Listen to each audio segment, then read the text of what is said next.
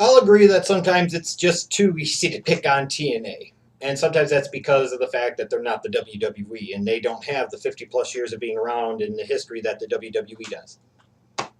It's not always fair, but that's the way it is. Unfortunately, TNA has also not done a lot over the past 12 years to really help themselves. And they've kind of created a situation where, frankly, it is easy to make fun of them because of a lot of the stupid, dumb shit they have done over the years.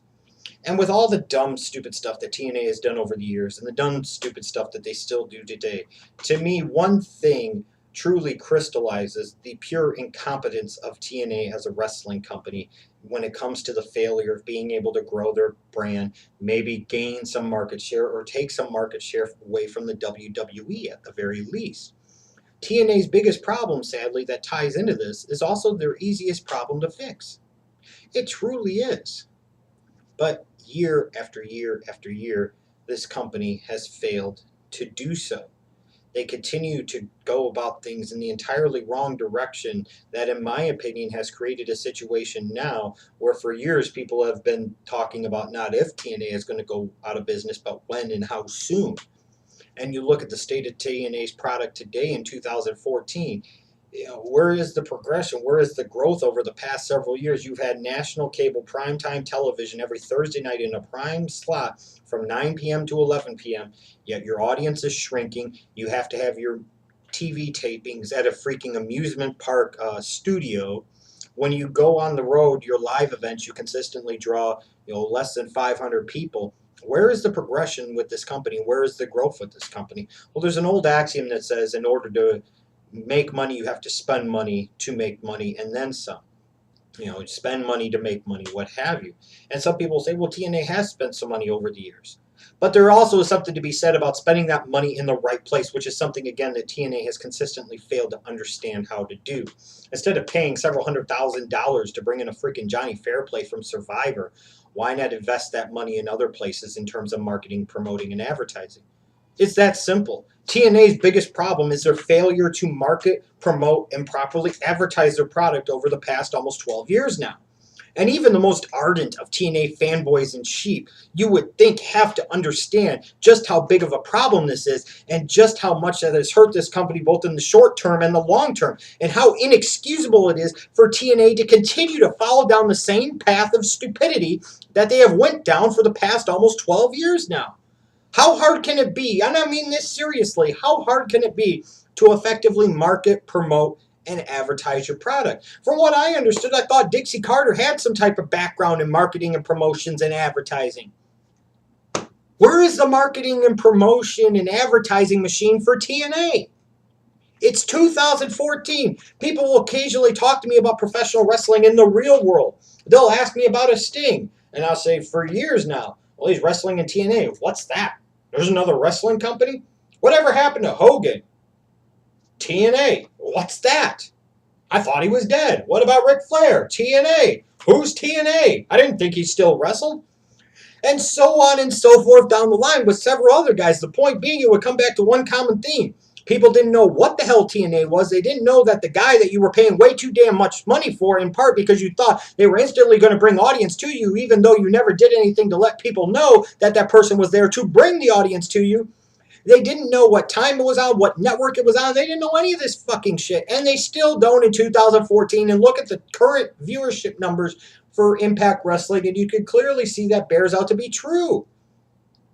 Instead of spending $15,000, $20,000 to bring in some dumb bitch third-rate whore from the Jersey Shore and try to put her on TV at the same time the Jersey Shore is actually on TV, why not buy some television ads with that money and run them on USA Network on Monday nights during Monday Night Raw? An attempt to either A, get some new eyeballs on your product and gain some market share, or B, take away some market share at the very worst from the WWE.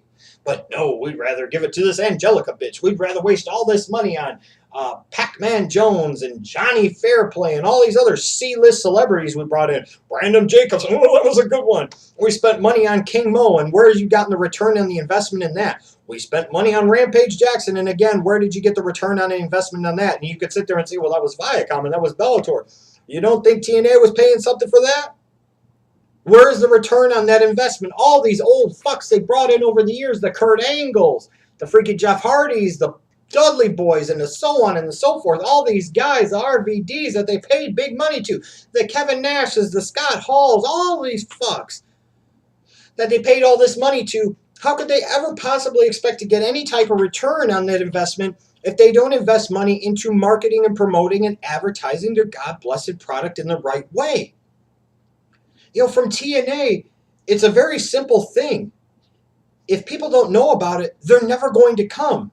It is an embarrassment and a joke that a company with national primetime cable television every week for 2 hours can draw less than 500 people consistently to live events and house shows, whether that be at high school gyms or Legion halls or wherever the fuck they happen to wrestle.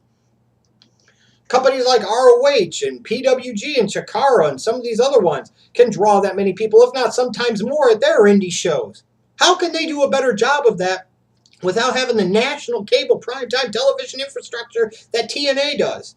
Because those guys actually try to market and promote advertise their product the best way they possibly can. Something, again, that TNA fails to understand. If TNA wants to survive long term, the bottom line is their audience that they currently have is shrinking and dwindling at an alarming rate. They must get that audience back and then grow their audience for the long-term success and viability of their company.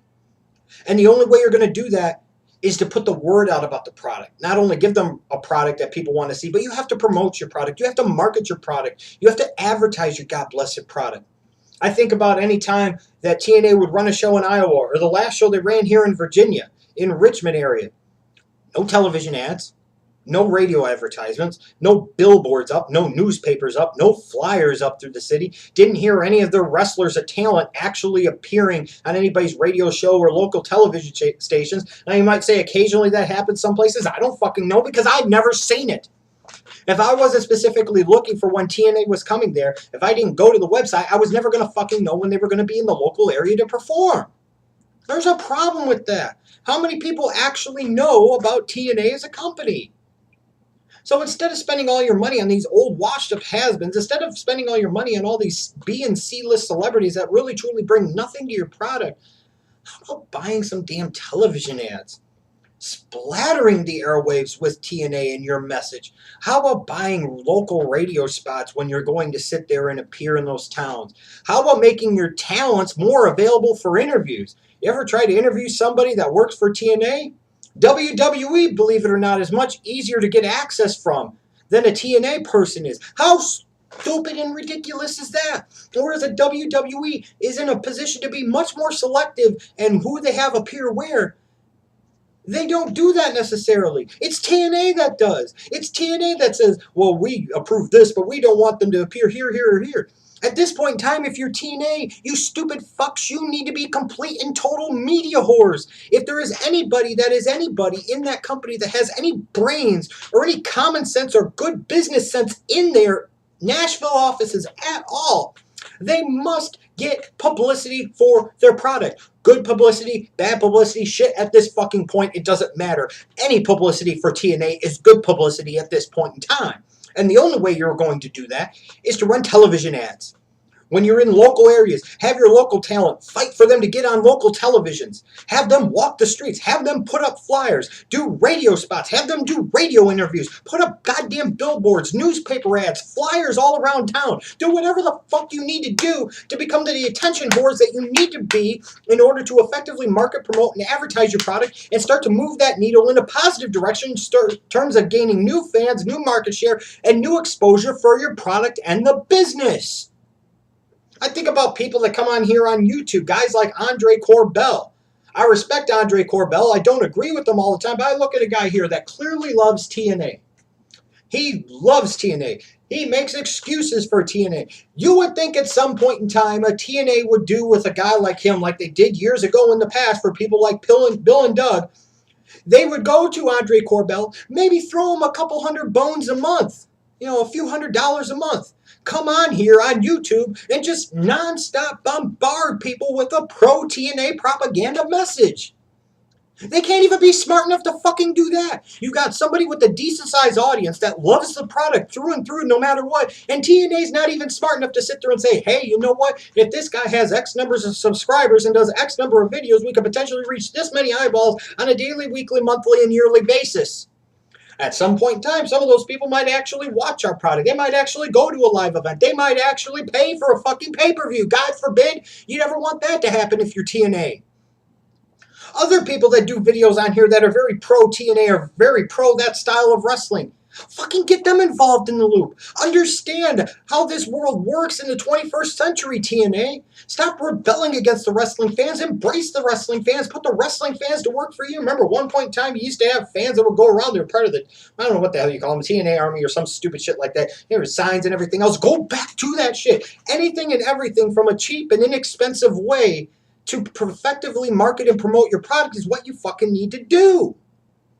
Every town you go in, there should be billboards up ahead of time for weeks promoting your events. If it costs $500 or $1,000, whoop-de-doo, you've pissed that money down the drain so many more times over, bringing in people like Hulk Hogan, Eric Bischoff, and Kevin Nash, and Booker T, and Scott Steiner, and Bully Ray, and all these other old, washed-up fucks who have ultimately done what for your company long-term.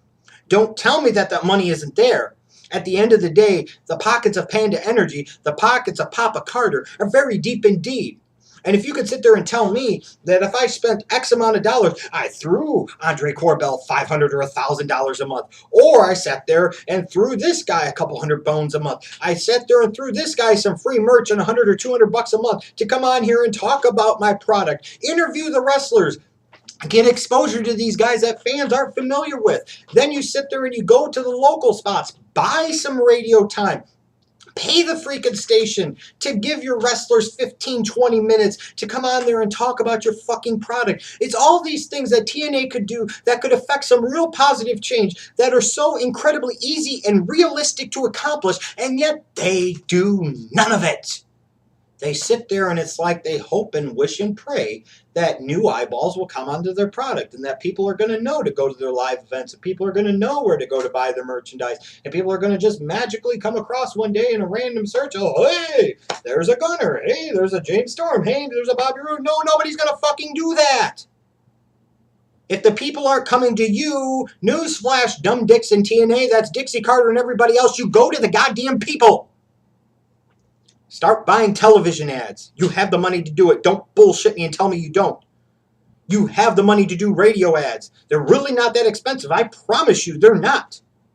You could find a little company to cut the 30 or 60-second radio spots, and they're not that expensive. Same thing with the television ads in the grand scheme of things. You cut one generic one for radio, one generic one for TV, with a little customizable local message, and off you fucking go.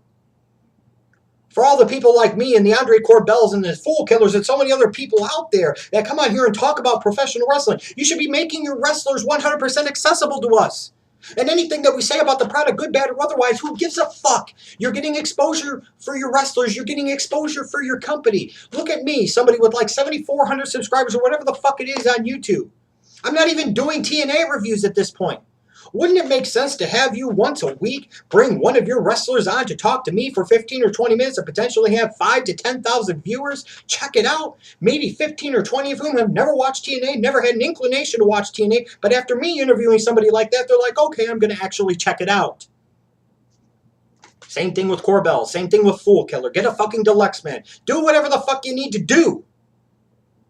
TNA is at a point in time where it can be relatively inexpensive to market, promote, and advertise their product, and yet they still incompetently find a way to not accomplish any of it. And it's unacceptable because their goddamn biggest problem is their easiest problem to fix. And in 2014, 12 years after the company came to be and came in existence, they still have no fucking clue what the hell they're doing. It should be all hands on deck when it comes to marketing, promoting, and advertising your product. Television spots, radio advertisement, billboards, newspaper, online banner ads. Oh my God, you see the WWE do that for WWE Shot in the WWE Network. When the fuck do you ever see any AdSense or any other type of ads for Impact Wrestling? All of this shit, and like I said, a lot of it is not that incredibly expensive to do, but it accomplishes so much, and yet TNA does none of it. And at the end of the day, if and when TNA ultimately fails, people will talk about this and talk about that, talk about everything else, but to me it'll be one thing above all else that stands alone as the real reason why TNA failed. And it's because of their inability to understand that their biggest problem was their easiest to fix. And instead of doing the necessary right things and creating that infrastructure to long-term affect any real change, They brought in people like Johnny Fair playing Angelica or whatever the fuck that bitch's name was from the Jersey Shore. Oh, King Mo! Oh, that was good for business.